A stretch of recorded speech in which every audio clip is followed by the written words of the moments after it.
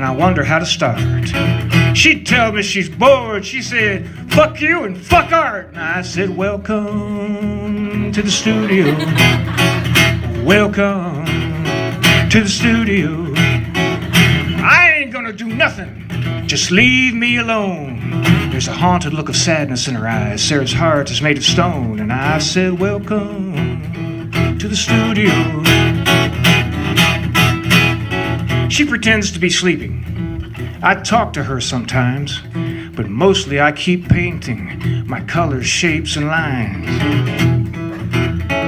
I'm working on this painting. It's of a field. And in the middle of the field, there's a door. And the door is standing ajar, and it's attached to a crumbling brick wall. Sarah looks up from where she's been pretending to be asleep, says, where does the door lead? Where's the door lead? I stepped away from the painting. I don't know. It's sort of scary, though. She laughs. What the hell does that mean? I said, it's sort of scary, Sarah, but it just kept coming to my imagination. Well, then why are you painting it? Why are you painting it? Well, Sarah, when things bother me, I have to paint them, or they won't go away. She laughed. It still bugs you. She laughed. Yeah, it bothers me, but I paint it anyway. In the studio, in the studio. The next day, Sarah walks in, says, I'm tired of all this dumb shit I've been doing. I want to paint. I want to paint. And I said, welcome to the studio. Welcome to the studio. I'll teach you to paint on one condition. I'll teach you to paint on one condition, Sarah. You have to stick with it. You cannot quit. Oh, and another thing. You're going to have to trust me. She recoiled. I don't trust anybody. Well, you're going to have to try. It's hard to learn how to paint. And if you don't trust me, it may be impossible. Well, I'm not going to trust you, and I'm not going to kiss your ass and tell you that I do. Oh, that's a good sign, Sarah. That's a very good sign, not lying to me, not kissing my ass. You see, relationships are built on honesty and trust. Relationships are built on honesty and trust.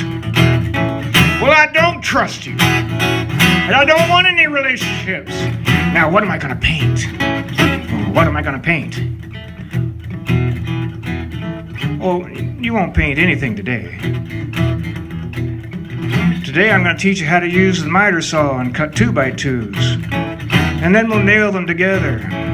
And then we'll stretch canvas and we'll staple and if we have time, we'll gesso. What's gesso, she asked. Oh, you paint the whole thing white. She said, but I want to paint today. Well, right now, you're going to use the saw and cut 2x2s.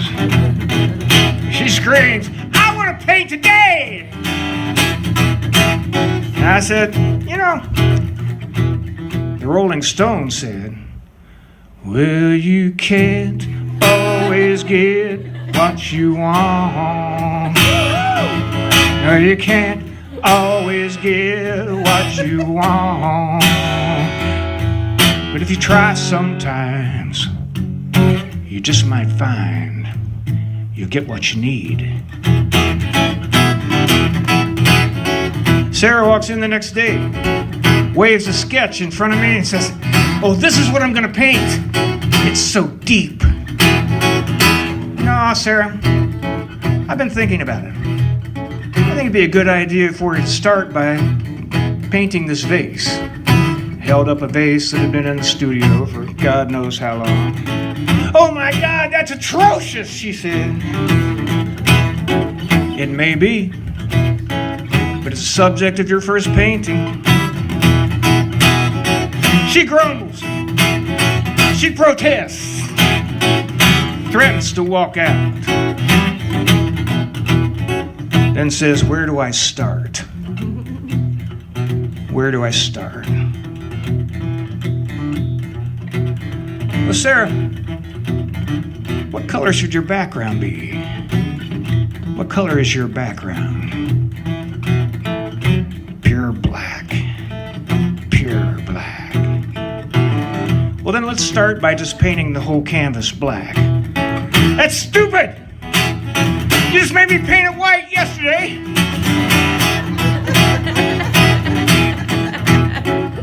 "Trust me," I said. "Trust me."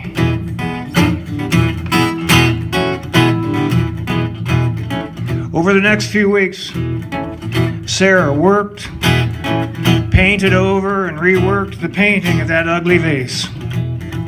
All the while, she stockpiled techniques. She learned to overlay, dry brush, to wash, make shadows, make highlights. Sometimes she'd get frustrated and throw down her brush and stomp off. She always came back. She did not quit. The painting that emerged was a subtle portrait of that vase in mottled blues and grays. And somehow it captured the stark loneliness of her life. It was both simple and profound. An eloquent portrait of her. In the months that followed, Sarah made many paintings. We'd argue now and then over technical details and sometimes engage in heated conflicts, and she would accuse me of being too damn demanding. I'd ask her what she was avoiding.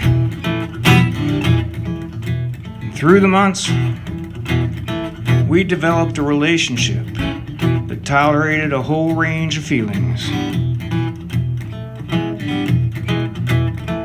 In her last session, as she put the finishing touches on a painting she titled "Saying Goodbye," I asked her, "Sarah, so what'd you learn while you were in therapy?"